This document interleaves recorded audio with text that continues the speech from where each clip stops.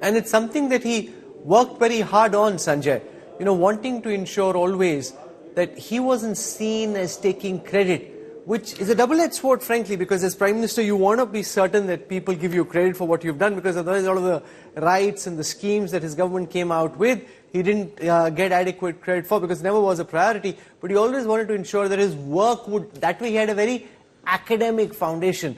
Let my work do the talking. I don't need to talk about my work. Yeah. But Rahul, based on my experience, it can be a double-edged sword, really.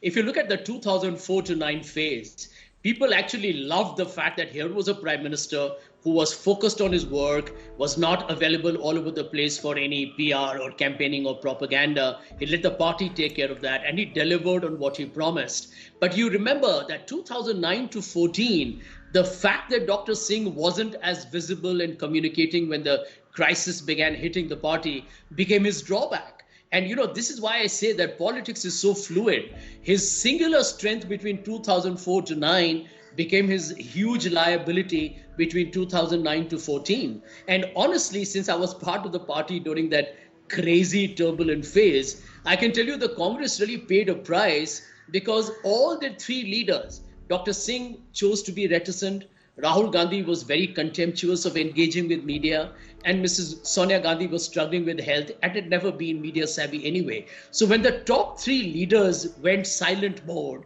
and the rest of the party was dealing with a coalition, each one jockeying for power, that's where the UPA really struggled, which is a tragedy, because the legacy of Dr. Manmohan Singh, as we are hearing today, was quite remarkable. Oh, most certainly. But there were battles he thought he could fight and win and wanted to fight. And there were battles, strangely, which he never was interested in fighting, trying to manage public perception, trying to ensure that the work that he was doing was amplified and presented before the people. Ashok Malik, those are, to my mind, quite basic priorities. And yet, for some reason, despite being in public office, public opinion and trying to build public opinion or sway public opinion never seemed like much of a priority for him. I'm reminded of something I once read, I can't remember by whom. Margaret Thatcher in an interview, or not an interview, in a conversation, was asked, when do you give interviews? When things are going well? She said, no, actually I give interviews when things are going badly, because that's when you need to go out there and explain your point of view. When things are going well, don't rock the boat. Let people think everything is fine. What Sanjay Shah has just said about UPA2 is very astute. It actually brought to the fore the political limitations of a very wise and intellectual Prime Minister such as Dr. Manmohan Singh. He did not understand modern communication, political communication. He didn't understand social media. He didn't understand. He was from the wrong generation, to be honest. My father wouldn't have understood social media either. He didn't go out there and project the achievements of his government. He didn't go up and talk up the public mood. His party didn't take it seriously enough. And that caused a blowback, and that caused a humiliating defeat in 2014, from which, frankly, the Congress has still not recovered. Yes, the UPA period, with all its achievements and with all respect to Dr. Singh, taught us that there only so far you can go with a government which is essentially a diarchy, with a manager as Prime Minister, a very astute and intellectually gifted bureaucrat and technocrat as Prime Minister, and a very different person as a political leader. In the end, that is not how politics naturally evolves. The leader has to be political leader as well as the leader of the government. That is the more natural way, whether it was in the case of Nehru or Indira Gandhi or now Narendra Modi. A very sober funeral service this. Remember, Sikhs are not encouraged to be, overly display their grief. So there's no wearing black or veiling. It's very quiet, very sober. The prayers are all to God, in remembrance of God, rather than mourning excessively. Always tends to be the focus during the Sikh the Sikh funeral services.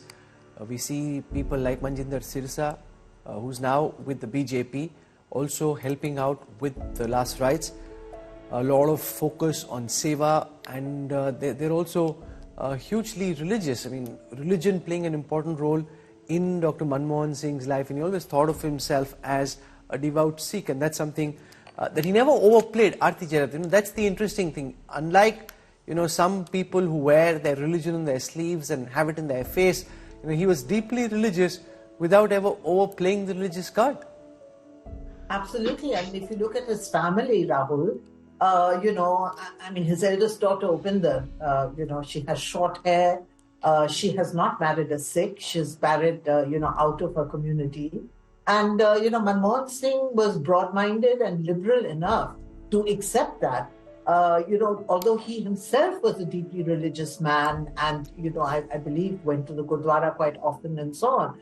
So, being religious doesn't mean you have to be, bigoted or be, kind of assertive about your religiosity. You can be liberal, you can be broad-minded, you can be accepted, you can accept other religions and, people of other faiths, and yet be very religious and committed to your belief of, what is God and, what is Seva. So I think Manmohan Singh was really a living example of that. Oh, sure, and choosing also to work, not taking any break. So much is said, Sanjay Jha, now about Narendra Modi's style of functioning where he's working 24/7.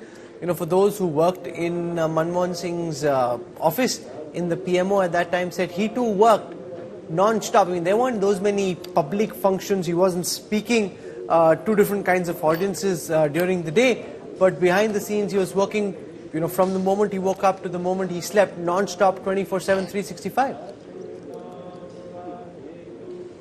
When we stopped earlier, I have never been critical of Mr. Modi or the BJP's communication, because if you're in public life, you're in politics, your political communication is the key to perception, and very often in politics, perception overrides reality. And I do want to quote to you Oscar Wilde's quote that probably I wish Dr. Singh had practiced, that there is only one thing in the world worse than being talked about, and that is not being talked about.